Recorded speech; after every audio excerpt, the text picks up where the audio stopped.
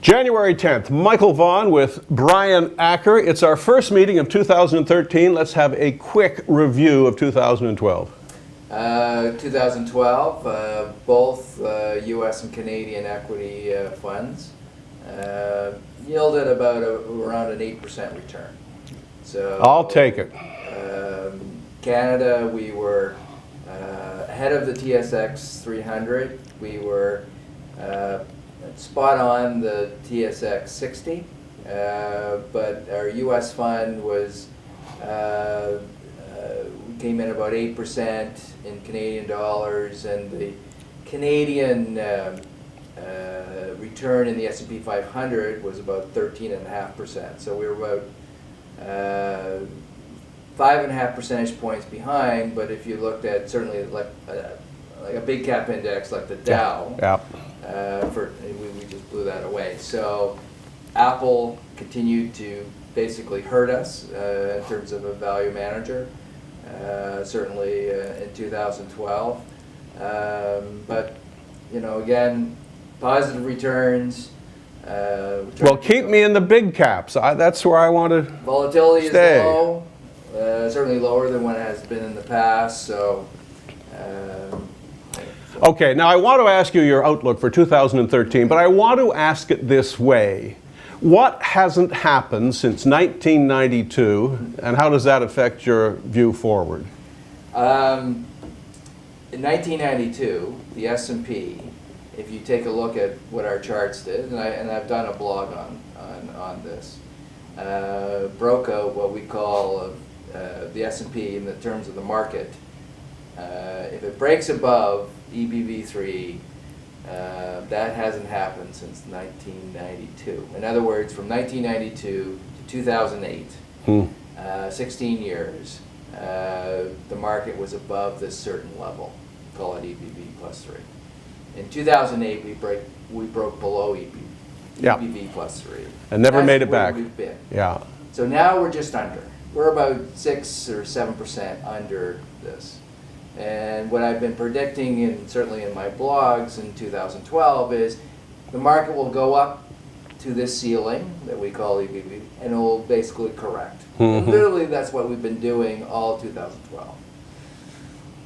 This is what we'll be doing in 2013 unless we have a breakout of that. Yeah. And if we do have a breakout of that, that is my sort of clarion call that we're in a bull market once again. And probably will stay above EBV plus 3 for another 16 years as it breaks out. Now, you can't say what is going to push it through EBV3, but it has to do with controlling the federal deficits in the U.S.? I would say, but I think it's a confluence of things that come together. The economy starts rolling, employment starts to pick up, whether that's housing, It's a number of things coming together that help the valuation, if you will, of the individual stocks in the market, these big cap stocks, which probably are the cheapest they've ever been since probably the 40s or the 50s, 1940s, 1950s. That is a very compelling argument, but tell me more about EBV3, because that's a term that I see here. I don't see this in the financial newspapers. Well, you're not going to see it in the financial newspapers. And again, this is all math. It's all our original math. You can go to our blog, Model Price Guy. You can put it in your search engine. Within a week or two, we were going to put on our Acker Finley site up at the top, basically links to the blog. I wanted a year of basically getting it up and running, exercising my writing muscle, etc., before I exposed any of the clients to it.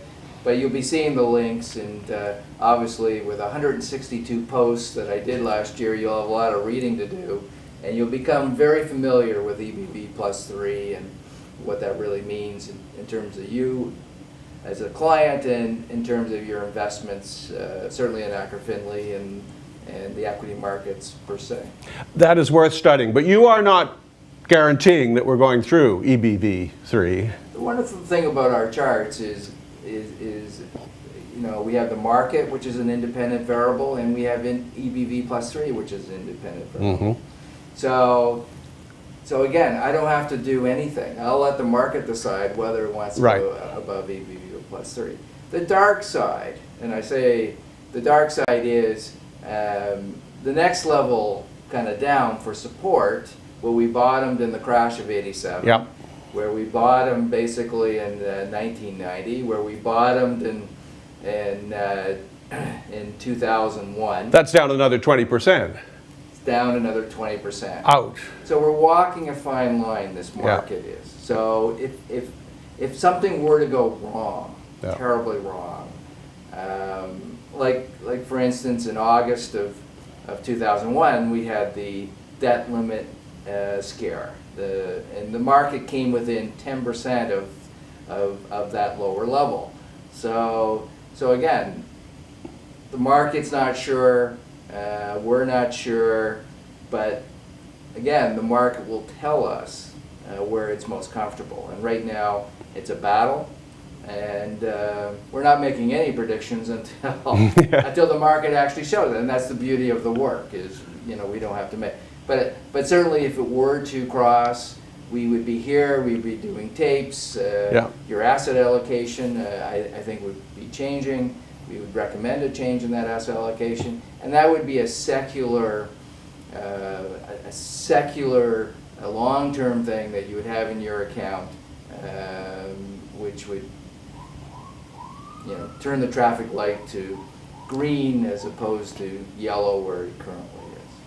Most informative. Brian, thank you for your time. I'll see you in February. Great to see you, Mike.